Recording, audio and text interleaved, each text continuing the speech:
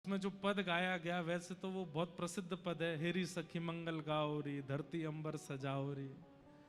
वो पद भक्तमाल कथा में गाया गया था। क्यों गाया गया था पता है?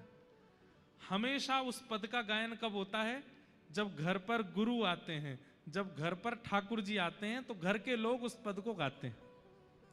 पर आप आश्चर्य करेंगे, वो पद हमने कथा में पता किन के भाव से गाया? आचार्य चरण भक्त आया है तब ठाकुर जी गा रहे हैं, हेरी सखी मंगल गाओ रे, धरती अंबर। कथा बहुत सुंदर है कि दक्षिण भारत में एक स्थान है जिसका नाम है श्रीरंगम। क्या नाम है? पीलू। श्रीरंगम। श्रीरंगम में भगवान पौढ़ानाथ विराजमान है, ऐसे शेष शैया पर पौड़े हैं। और वहां एक आचार्य चरण विराजते थे जिनका नाम था श्री यामुनाचार्य जी। क्या नाम था? यामुनाचार्य। और दक्षिण में एक स्थान है कांचीपुरम, वहां कांचीपुरम में विराजमान थे श्री रामानुजाचार्य। तो व्यास मंच पर भागवत जी के नीचे आप लोग तिलक का दर्शन कर रहे हो ना, ये रामानुजाचार्य जी का तिलक है।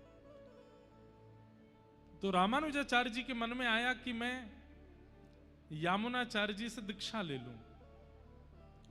और उसी समय यामुनाचार्य जी के मन में आया कि अब मैं वृद्ध हो गया हूं, मेरे बाद इस गद्दी पर बैठने का अधिकारी कांचीपुरम में विराजमान रामानुजाचार्य है, क्यों ना मैं उनको बुला करके गद्दी पर बैठा दूं। लेकिन इस बात को जब ठाकुर जी ने सुना कि यामुनाचार्य जी और रामानुजाचार्य ये दोनों मिलने वाले हैं, गुरु दीक्षा देने वाले हैं और ये उनके शिष्य बनने वाले हैं, तो ठाकुर जी को चिंता हो गई। क्यों? बोले भैया अगर ये दोनों आचार्य मिल गए तो पूरी पृथ्वी का कल्याण करके उद्धार करके सबको वैकुंठ पहुंचा देंगे और फिर पृथ्वी पर कोई बचेगा नहीं जन्म लेने के लिए।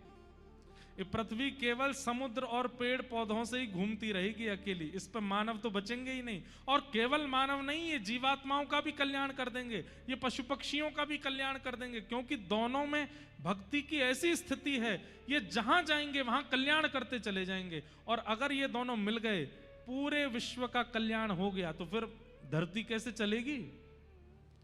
इसलिए ठाकुर जी ने विचार किया इन दोनों का मिलन होना नहीं चाहिए। सोचो,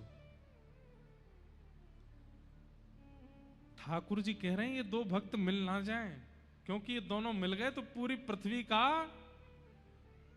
वैकुंठ गमन करा देंगे, सबका कल्याण कर देंगे। तो यामुनाचार्य जी गए, ठाकुर जी पौढ़ानाथ रंगनाथ भगवान के पास जाकर के बोले, भगवान आपने मुझे स्मरण किया। तब ठाकुर जी बोले, यामुनाचार्य जी अब मुझे आपकी बहुत याद आ रही है, अब आप एक काम करो। बोले क्या? धराधाम छोड़ करके वैकुंठ आ जाओ मेरे पास।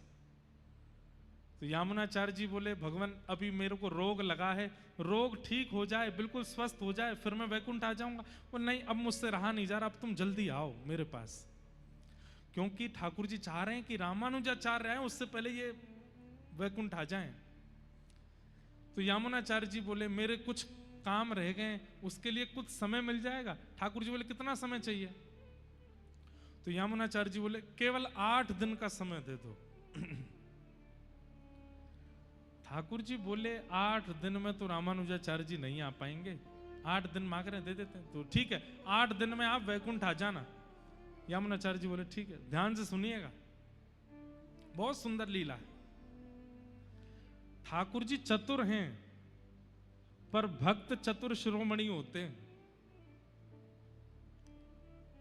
भक्त जो है ना वो संसार के सामने तो बहुत सीधा होता है, पर ठाकुर जी के आगे चतुर बन जाता है।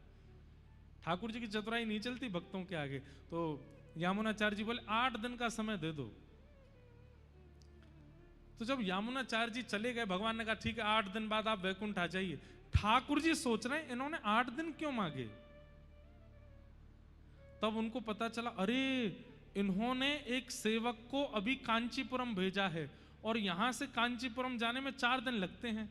4 दिन में वो सेवक पहुंचेगा और जैसे ही रामानुजाचार्य जी से कहेगा कि यामुनाचार्य जी बुला रहे हैं, रामानुजाचार्य जी तुरंत निकलेंगे और 4 दिन में वो आ जाएंगे। 4 दिन जाने के 4 दिन आने, 8वें दिन ये रामानुजाचार्य जी से मिलके दीक्षा देकर के फिर वैकुंठ आने का मन बनाए हैं। और मैं भी भगवान हूं, दोनों को मिलने ही नहीं दूंगा। तब 4 दिन में सेवक पहुंचा और जैसे ही उसने रामानुजाचार्य जी से कहा कि यामुनाचार्य जी याद कर रहे हैं, तो रामानुजाचार्य जी तो बोले मैं तो बहुत दिन से सोच ही रहा था कि मैं जाके दीक्षा ले लूं। तुरंत चल दिए।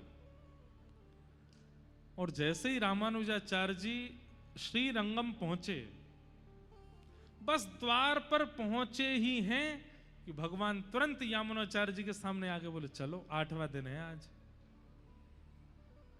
यामुनाचार्य जी बोले कुछ क्षण मिल जाएंगे? ठाकुर जी बोले नहीं, अब चलो।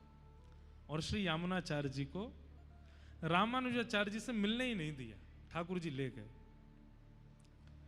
पर यामुनाचार्य, मैंने कहा ना भक्त ठाकुर जी से ज्यादा चतुर होते हैं, तो यामुनाचार्य जी का जब परम पद हुआ वैकुंठ, तो उन्होंने अपने शरीर में अपने हाथ की 3 उंगलियों को बंद कर रखा था। ऐसे हाथ थे। कोई भी व्यक्ति प्राण त्यागता है या तो उसके हाथ खुले होंगे या पूरे बंद होंगे, लेकिन 3 उंगली बंद और बाकी के 2 उंगली खुले हुए। रामानुजाचार्य जी आए तो बहुत रोए, यामुनाचार्य जी के चरणों में गिर करके रोए। सर्वांगीण अंग का जब दर्शन किया, तो हाथ का जब इस रूप में दर्शन किया, तो रामानुजाचार्य जी समझ गए ये निश्चित मुझे कुछ आज्ञा कर रहे हैं। और वो तीनों आज्ञाएं जैसे ही रामानुजाचार्य जी ने बोली, पहली आज्ञा बोली तो पहला हाथ खुल गया, पहली उंगली खुल गई। दूसरी बात बोली तो दूसरी उंगली खुल गई, तीसरी बात बोली तो तीसरी उंगली खुल गई। मतलब भले ही वो चले गए, लेकिन फिर भी रामानुजाचार्य जी को ज्ञान दीक्षा तो दे ही गए तीनों आज्ञाओं से। और 3 आज्ञा कौन कौन सी थी? पहली आज्ञा थी, रामानुजाचार्य जी बोले गुरुदेव आप चाहते हैं कि मैं श्री भाष्य की रचना करूं? तुरंत पहली उंगली खुल गई।